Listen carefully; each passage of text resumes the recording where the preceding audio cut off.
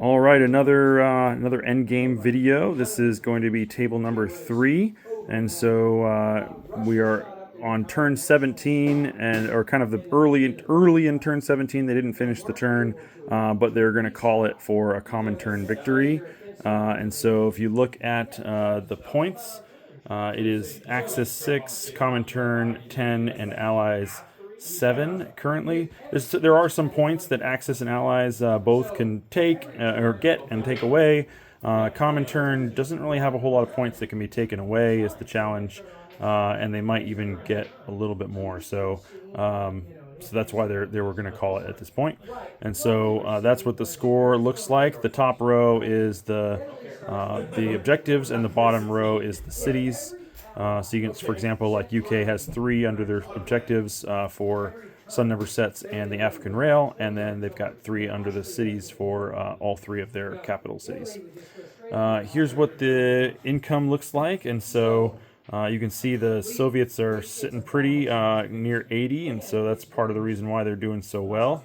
And then the Axis aren't in a bad spot. Little low on the Japanese income, especially because they just lost a good chunk of China. But that's what those look like. And here's the tech board. Tech doesn't look too crazy, except for the Americans are 2 stages away on Strat rockets here on at early 17, and so still struggling to get that one done as well. Whereas the Soviets have theirs done already. So. All right, let's go look at the actual board. So there was a lot of big battles here, particularly in Europe, and so a massive battle in Paris as initially early in the game, Germany failed to take Paris, and but then eventually they did take it, and then the Allies took it back.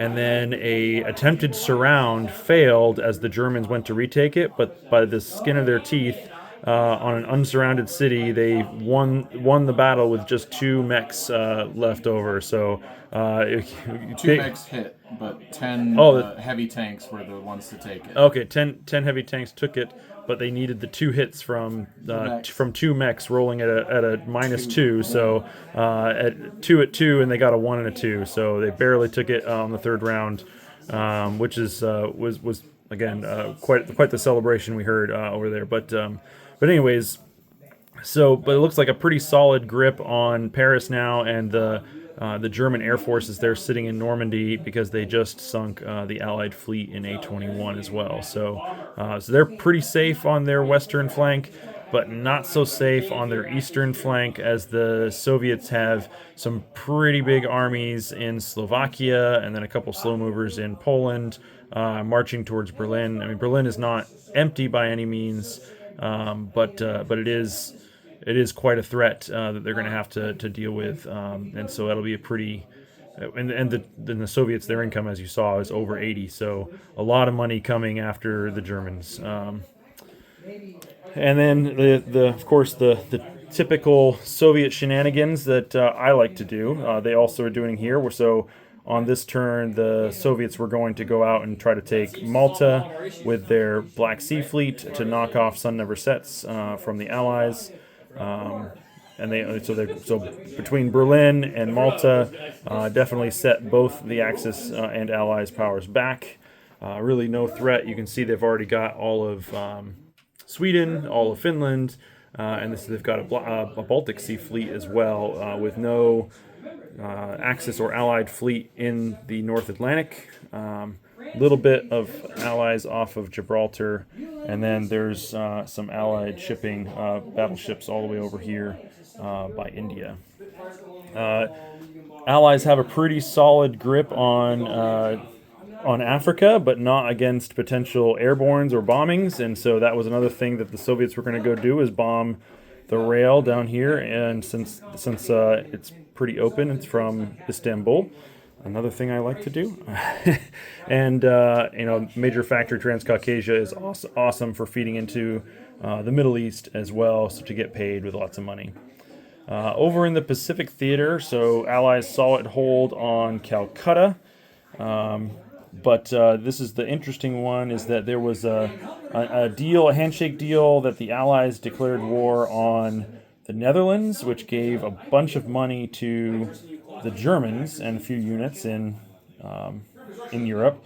But it did flip the DEI to German, which means the Japanese could never go take it. They're not. It's kind of an interesting quirk in the rules that the Allies, the Japanese can then never go get their access to resources point because they can't take it from the Germans. And of course, the Allies are not going to take. They may take some of it, but they'll never take all of it away. With between Java, Sumatra, and Borneo, to kill that, to not allow the Japanese to get that point.